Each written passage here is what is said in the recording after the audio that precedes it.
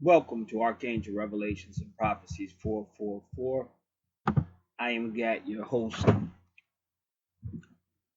As you can see, this viewer is from Australia. She was referred to this channel by Eve E, person I featured on the channel many times.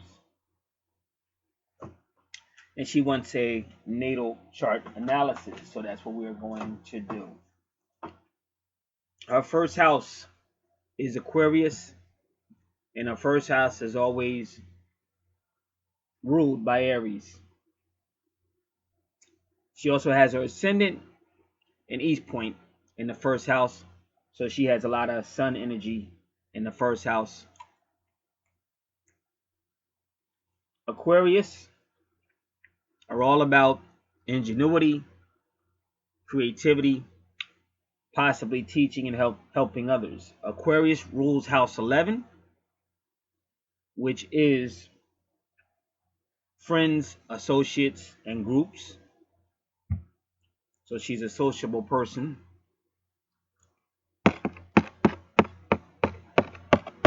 And if you go right to her 11th house, you have Sagittarius, which is the sign for healing, social healing, and also the higher self, higher consciousness, foreign travel, religion, philosophy. So this person would be somewhat a sociable person dealing with people, social concerns, and probably a cultured person also, very well cultured. She has Neptune retrograde. It's too early to say if that's a past life issue, but generally speaking, Neptune direct would be an idealistic person. Neptune retrograde would be more of a realist. Neptune rules Pisces, which ironically is in her second house. So you already see the connection between her first house, 11th house, and second house. Second house is about money and possessions, and it has Pisces there. So what we're going to do now, we're going to tell you what Pisces rules. Pisces rules the 12th house. Now that is a spiritual house, but it also has to do with a lot of things that are in the 8th house show up in the 12th house too, like secrets, mysteries, uh, sexual issues, prostitution, police, hospitals, incarceration, mental wards, psychological issues. And you can say churches because you find a lot of that in churches as well, because the truth of the matter is the church is supposed to be getting people to have these issues and bringing them to the church. So you're going to see that it's a spiritual.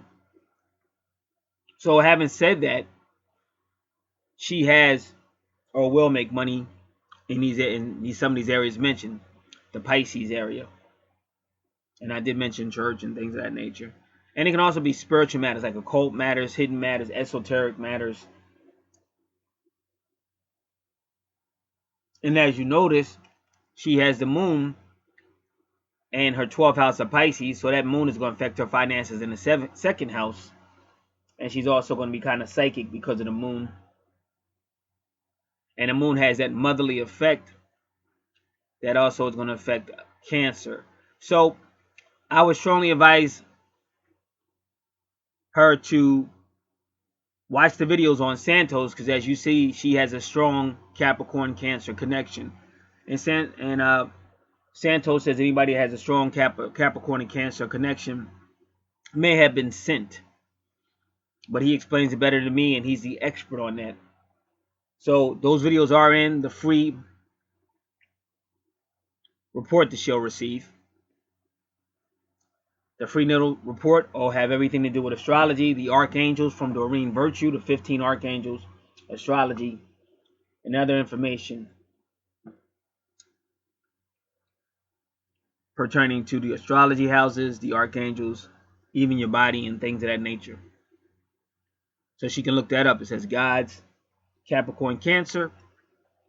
And she can, now it's 2 videos because people say, well, there's a lot of Santos videos. Which one are you talking about?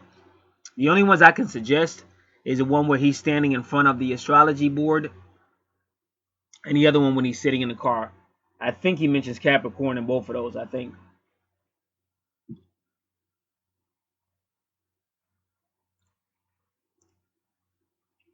So now, ironically, that's her true north node. True north node means this is still the 12th house. This is the house you will be working on in this life. So moon with Capricorn, Capricorn is a worker and is ruled by Saturn. And Capricorn tries to maintain order because Capricorn gets that from Saturn. Now Capricorn, Jupiter means, it could mean luck, but if it's retrograde, it may mean some types of misfortune. It can mean finances, but when it's direct. But if it's retrograde, it might mean loss of finances. It could mean delayed finances. It can even mean past life money, because there's always a lot of past life money when you're dealing with your soul. So if you've ever had money just come to you, that's past life money, generally speaking. That's why they call it luck, because Jupiter is known for luck. And also, a lot of people don't realize that the 8th house deals with taxes and stuff like that. So it's like when you get a tax return out of nowhere with money you weren't expecting, or you think you owe them money and they come back and tell you, no, we owe you money, and give you money. This is all coming out of the 8th house. And it all has to do with your soul.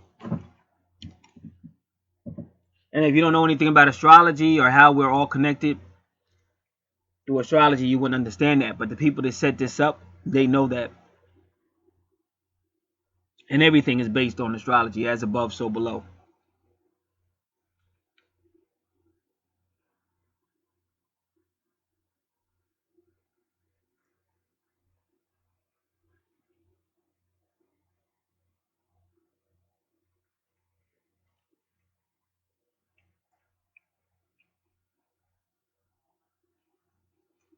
Now, we're going to do two things. I already mentioned how your 12th house is connected to your 8th house. Your 8th house is ruled by Scorpio.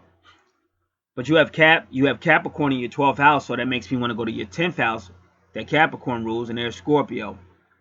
So again, this is past life soul matters, and this is why you see all these retrogrades.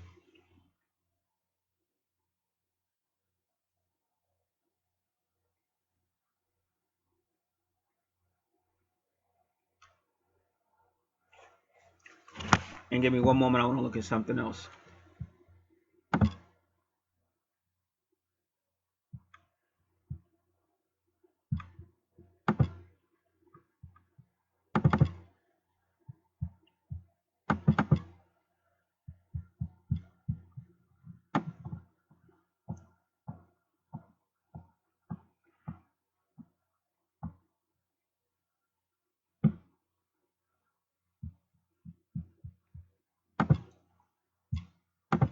All right. So now you have Lilith.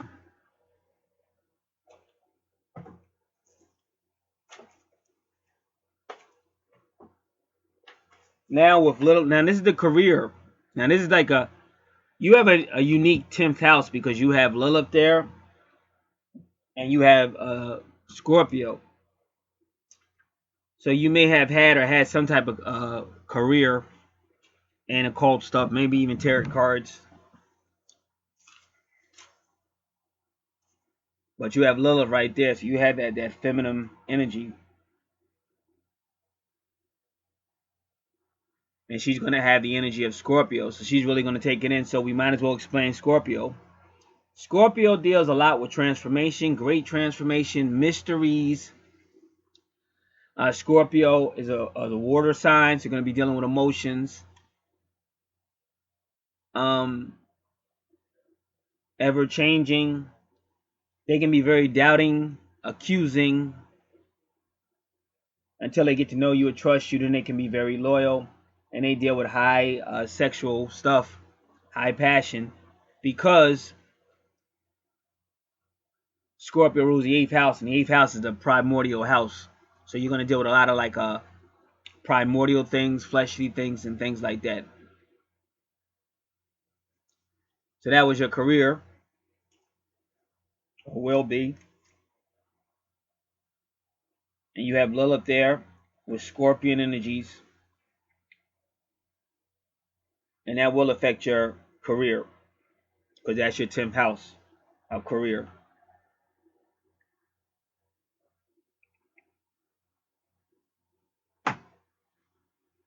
Now we want to find where Saturn, planet Saturn, is at on your chart.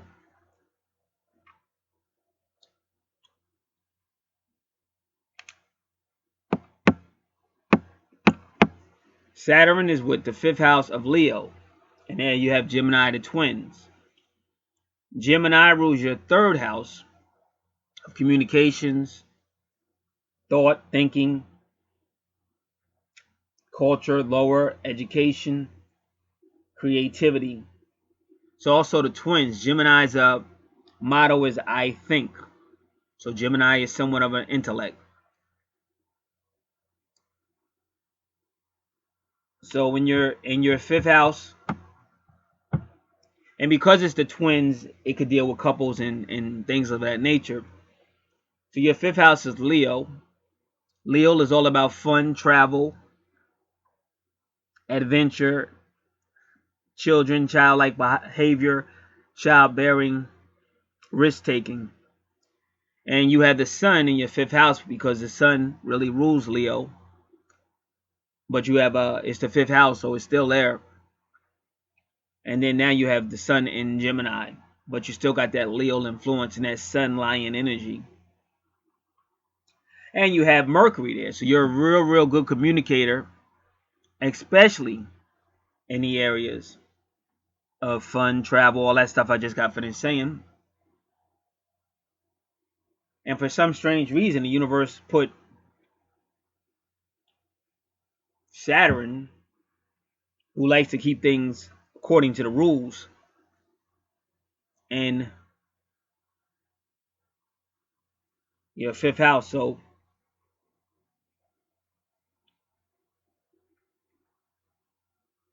in America, they say it's rules of this game. Like people like hustlers and stuff, that's what they say. They say it's rules of this game.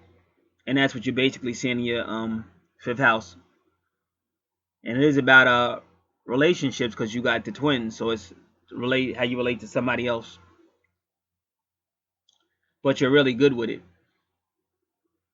And then right on your border of your 5th and 6th house, you have the vertex cross. The vertex cross is a soul portal. The soul travels back and forth through that portal. The vertex cross also means this is the house, which is yours, is the 5th and 6th house. This is the house or houses because it's right on the border where something you'll have a very unique meeting. And there you see Venus right there. So this is all about basically love. And then you got Cancer is in your 6th house with Mars. So you got the divine feminine Venus and the divine masculine in your 6th house connected to. Whenever you see the 6-9, a family, this is a soul family.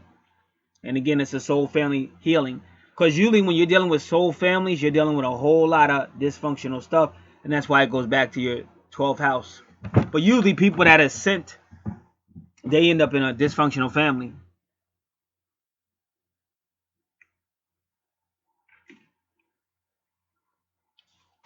So you had a Mars energy showing, but Virgo's trying to heal the problems within the family.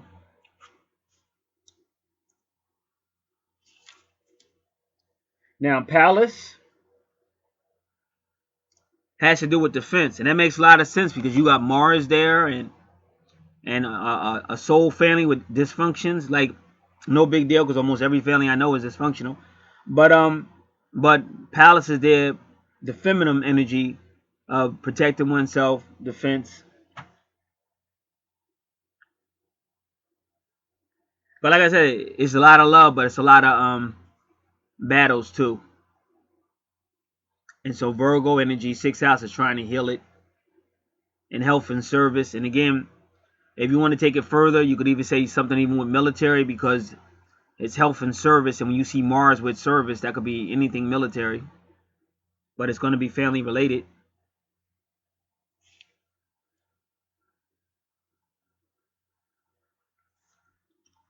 Now you have part of fortune. I used to call it good fortune, but now it's called part of fortune in your 6th house.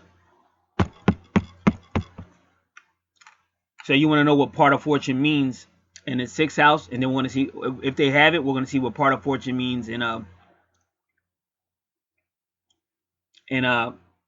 Cancer as well.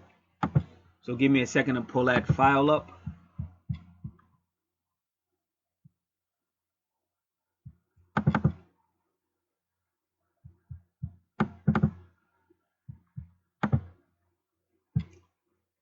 And I have to find it, but just give me a moment.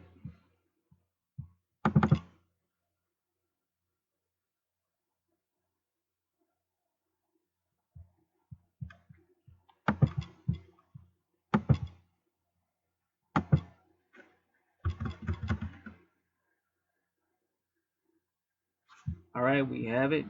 Give me a moment.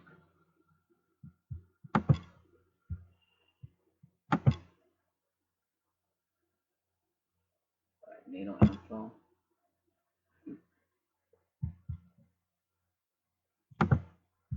All right, so now we're going to look at a part of fortune in the 6th house. The person with the part of fortune in the 6th house was born just prior to a full moon. That's interesting.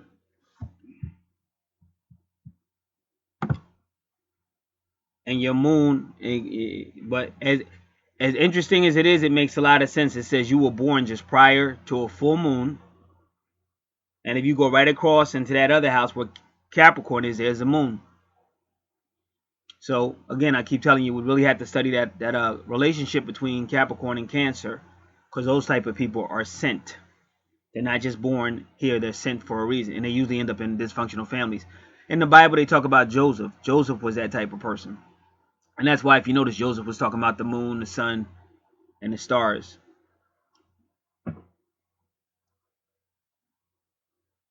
So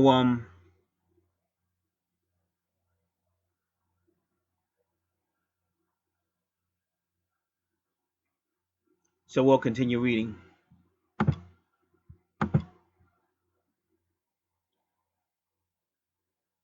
This person is interested in self-improvement and self-discipline, and that's why you have Capricorn there, so that they can function with such efficiency that they do not have to pay attention to the daily details of life.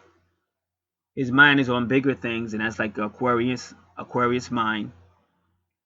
Here is a person who seeks the injustices in life so that they may serve to improve others' lives, just like I said. Social person, Aquarius person. He can serve people who are confined to hospitals or prisons, the 12th house, or fight for animal rights. This is all the 12th house, because animals are in the 12th house, but also in the 8th house.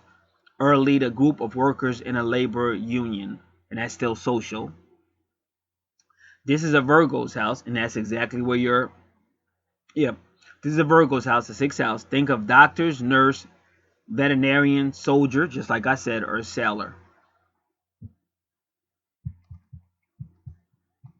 But now we want to take it further. If they have it, just give me a moment. We want to see part of fortune in Cancer, because I don't think you have any planets. You do. Let me see. You have Mars and Venus, so that's what we're going to do. Part of fortune in Mars and Venus.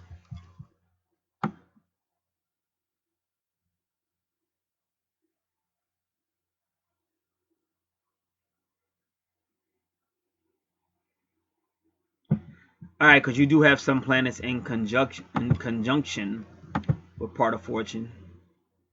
Give me a moment. We have to find it again.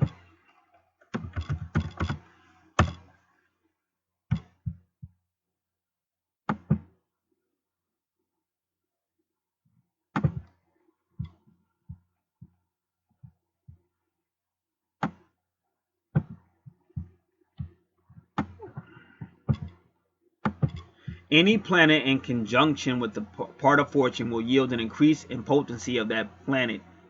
This is the aspect most clearly seen. A planet in opposition to the part of fortune will yield a form of detachment, and that's over on the other side in the 12th house. We're not going to talk about that. A planet square indicates that the planet, all right, because that's like yada yang, yada yang. I like to deal with specifics.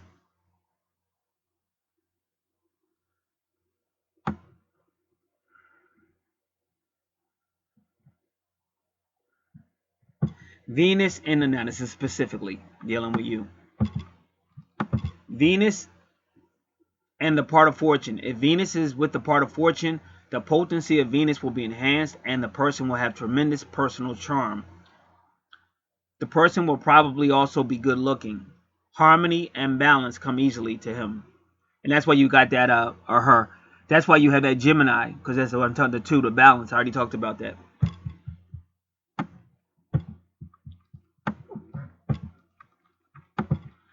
Mars in a part of fortune. If Mars is with the part of fortune, the potency of Mars will be enhanced in more positive forms. The person will have this conjunction. With this conjunction, will exhibit assertive and pioneering qualities instinctively, because you had to become like a leader for your family, just like Joseph was, just like I am. He will be able to focus on one endeavor at a time and work at it by himself to completion, or he or she. So that's what you have going on in your 6th house.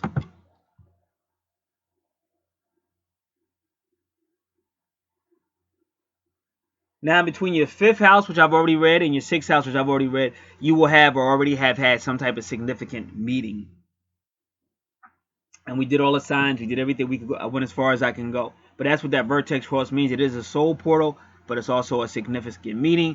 And it's no coincidence that you have Gemini right there. So that could be a twin soul meeting, twin flame meeting.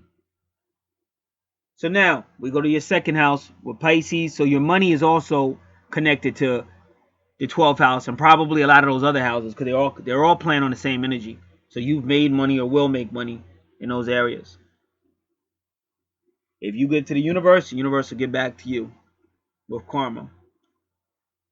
And there's nothing wrong with there's nothing wrong with that. That's the universe. So you give and receive, you receive and give. A lot of people don't know that. They're misled by a lot of miscommunication coming from Christianity, and they think they're supposed to do. They don't request anything back, but that's not true. That's bad karma. It's give and receive. That's the law of karma. That's a universal law.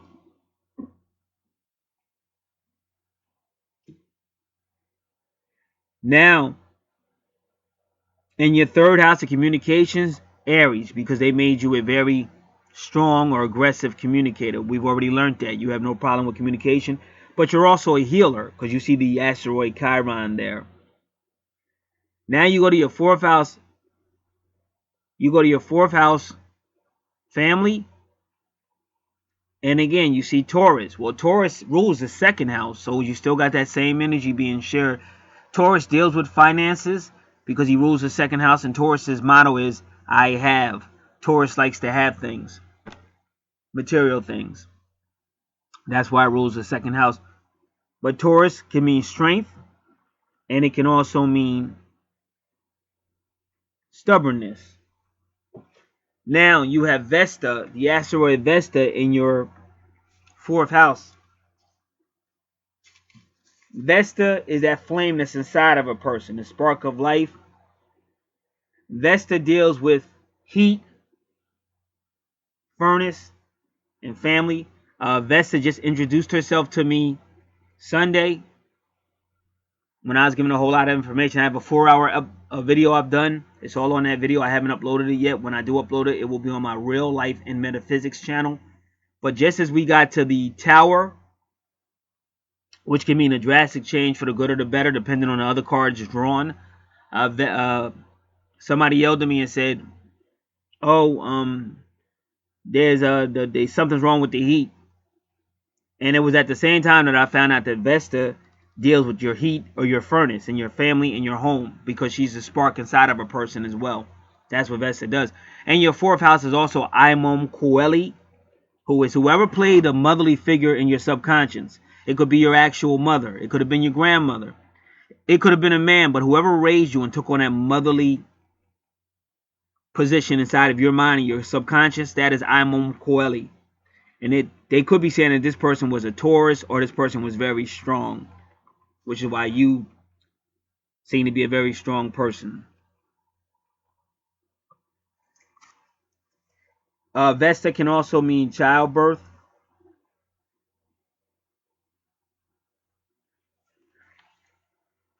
And she has a lot of energy.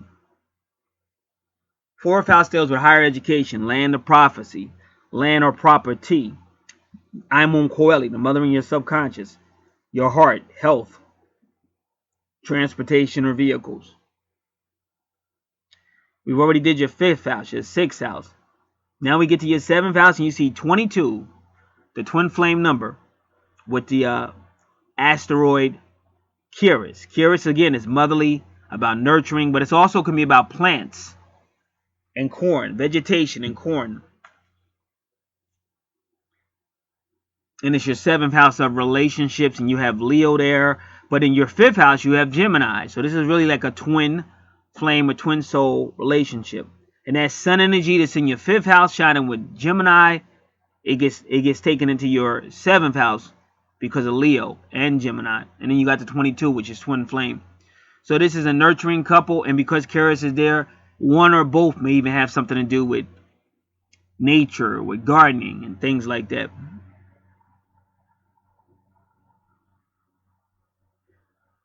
Going into your eighth house, once again, the reason why Virgo is there, because Cancer is in your sixth house, which is ruled by Virgo. This is the soul family, and they need healing. So Virgo is now in the house of the soul, ruled by Scorpio, but Scorpio is ruled by Pluto and soul healing. And Pluto retrograde can mean a strong external event that has to cause some form of healing.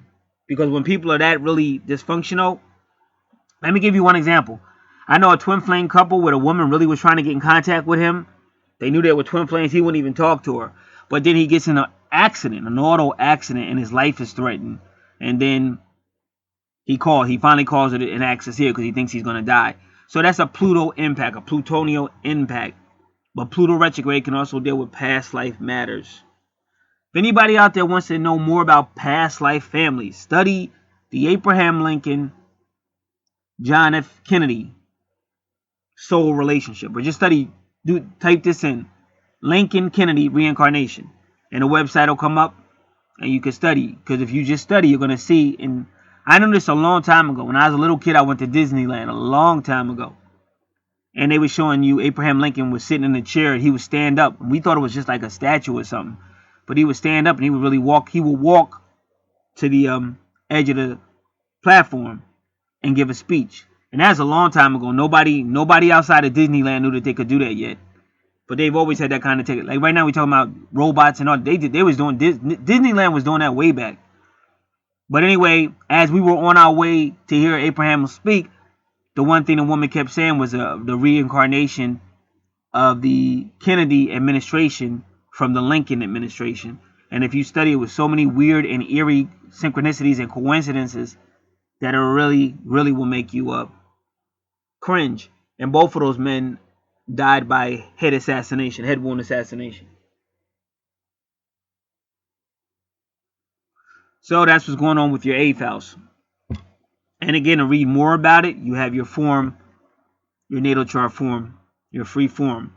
Now you're going into your ninth house, and again, this is how you know it's a twin soul situation, because you got Libra right there. Libra rules your seventh house. When you go to your seventh house, you have Leo with Gemini from the fifth house. So this is definitely a twin soul situation, and they probably would have a unique, a very good relationship. They complement each other. They will have a good relationship. I'll be back in one moment. How many times do we... All right. So again, your ninth house is ruled by Sagittarius. We've already dealt with that. And Sagittarius is in your 11th house. We've already dealt with that. And we've already dealt with your 10th house.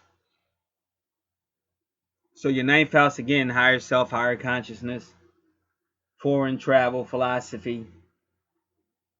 So it looks like this would be a person you would actually be with and actually would even like go travel with, and just do a lot of things with, or you two would share common interests. Both might be cultural. And that's also what Juno is. Now Juno is the asteroid that says this is you will find yourself in a relationship with someone who is probably a Libra, excuse me. You will find yourself in a relationship with someone who's possibly a Libra, but that could also just mean, in my opinion, a good relationship. And then Uranus is there retrograde, but you have to remember Uranus rules Aquarius. Aquarius rules your ninth house. And the ninth house, when it comes to twin flames, is the house where either one or both twins say, hey, let's work this out, let's work together because we're twins. That's the age of Aquarius, is when they submit. Because a lot of people fight the twin flame union. They fight. And also Uranus retrograde usually means internal change. Pluto retrograde means external events that cause you to change internally, and Uranus means that internal change, which will only make the relationship better. Another interpretation of Uranus retrograde in this house with this particular arrangement is people can be two. See, Uranus is independent. So Uranus retrograde, Uranus direct is independent. Uranus retrograde is two dependent, because Uranus is supposed to be all about basically independence. So it could mean that maybe two dependent, maybe. So that does complete your natal chart, but we're going to go back over your retrogrades. 12th house, I'm just going to call it the house of dark dysfunctions. We've already explained it, so I don't have to explain what I mean by that. But you have a past life, could be misfortune because of Jupiter retrograde, but it could also be past life money. It could also be delayed money. And again, if you're dealing with buildings, because the 12th house does deal with buildings, so it can deal with legal issues because it definitely deals with police. And Jupiter can also deal with justice, that JU. So it could even be that type of thing. Fines, because that'll happen like if depending on whatever dysfunctional situation we find ourselves in, we can get fined. So that could be Jupiter retrograde because you're losing money. But it can also be past life money as well, where money just comes out of nowhere, or you get some type of refund that you weren't expecting. So when the 12th house, like I always tell people, once in a while, I'll just give you an example. You might be in a situation when you finally lose your cool and put somebody in their place, and good may come out of that. But generally speaking, whenever we kind of like leave that realm, like, oh, I'm gonna fight them the way they're fighting me, or we usually are the ones that lose. And that's why if you notice, like really famous people, when people talk about them, they usually don't respond publicly, or they'll make a brief statement. But they're smart enough to know whatever I say is gonna get twisted, and it's gonna make everything worse for me. So if they do anything, they do it like low key, like they don't do it so that everybody knows what they did. If they respond, you would never really know they had anything to do with it. And every now and then you'll find a person that gets upset or something and responds, and then they're just going to take that information and twist it. So that's what I mean by in the 12th house, if you got a family situation, whatever the case might be, but sometimes the worst mistake you can make is responding. And I can tell you numerous times I tried to work things out with my family, and they just would take everything and just twist it and twist it and twist it. So I started calling out to God, and then God basically said to me, everybody you're complaining about is a grown adult. He said, you do what I told you to do, and I'll deal with them. And that's when I realized that, each person's got to grow. At that particular point in time, it could not be a family union because these people did not want union. They, for some strange reason, they wanted the war. But now that I have the natal chart, you can see why. Everything happens for a reason, whether we like that reason or not, or understand it. But this universe was allegedly built on turmoil, and we still have it. As much as we seek peace, there's always going to be some form of turmoil around us unless we move way out into the woods somewhere, and then we might get bit by an animal or a bug or something. So wherever you go, it's gonna be something you're gonna have to deal with.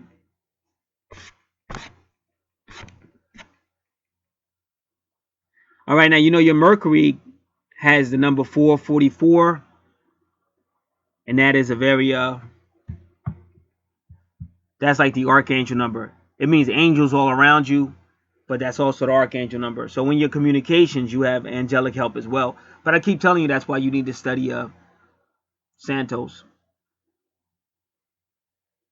on Capricorn and Cancer.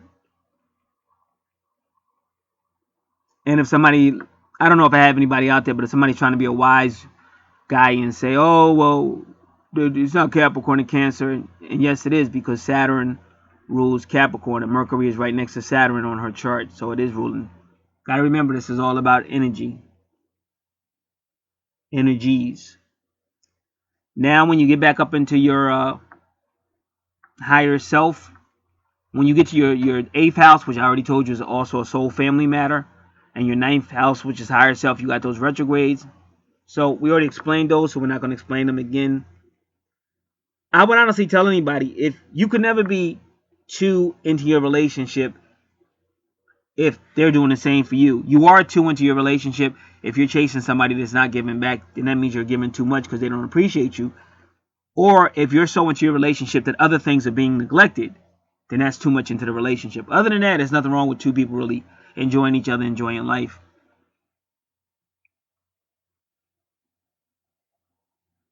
And Pluto retrograde, I've already explained it, and it always had to do with past life. And the best advice I can do is just don't feed into any drama.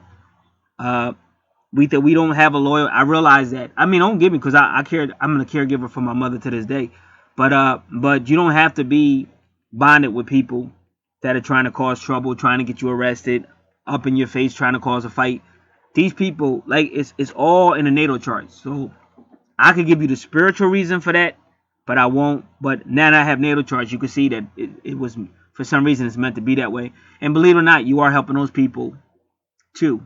Even in separation, even when you're separated from your twin soul, if you're doing what you're supposed to do, you're actually helping that person. And sometimes the best thing, because people don't want to be separated from their twin, but sometimes the best thing you can do for your twin is stay separated and just work on improving yourself. And to be totally honest with you, it's only so much you can do. If I had my way, I would push a button and the whole world would be happy. But obviously, the people that put this world together don't want the whole world to be happy. There's a reason for everything. And sometimes you can go out thinking you're going to change. And this person probably knows I'm not lying, because they're the type of person who wants to change the world. But I'm sure they've had a lot of backlash because of that at points in their life. And I'm sure there's been times when they've said, wow, maybe I shouldn't care so much. So you got to learn how to really balance out with the energy of this planet, because there is going to be a lot of combated, dysfunctional energy, and you better learn how to deal with it. Otherwise, the energy will take you out. And that's what they're trying to tell you in your house of healing, because they put Mars right there with Venus. Yeah, Venus got a lot of love, but Mars has a lot of wanting to battle. So you got to learn how to balance that energy out. And if you notice, her Venus even has 22. 4 is the angel number, and 22. So this is a very loving person, angel. And your twin soul is actually your higher self. The other side of you is your twin soul, and that's that 22 number. Finally, in the house of friends and things is Neptune retrograde. Now, Neptune direct is all about dreams and influencing Pisces and your subconscious, your subconscious, subconscious, and it's all about idealism and spirituality. And it's a good thing, but your Neptune is direct. Your Neptune is retrograde, which means past life stuff happening in your dreams. You're dreaming about past life stuff, but it also means that you're a realist, which is not necessarily a bad thing. So you just want to be mindful of that. It's good to be an idealist, but not if you're fooling yourself. Like, don't just believe something because it's written in the Bible. You have to learn how to check things out. I've been studying the Bible for decades, and I've learned that. The Bible is still my #1 book, but I've learned you got to check things out. You just can't believe it because somebody wrote it. You have to find out if that's true and stuff. Study it. So don't be so idealistic that you can be naive, but also don't become so realistic that you forget that it is a beautiful world, it is a beautiful planet, there's beautiful things you can do on the planet. So that's all I can tell you for the Neptune retrograde. This will conclude this video. I want to thank everybody. If anybody's interested in having any type of their services, it's all the services offered are in the description box. How to contact me is there. Also, if anybody has any other things they want me to look into, because I just had somebody contact me for something they wanted me to check out, you can contact me as well there. God bless.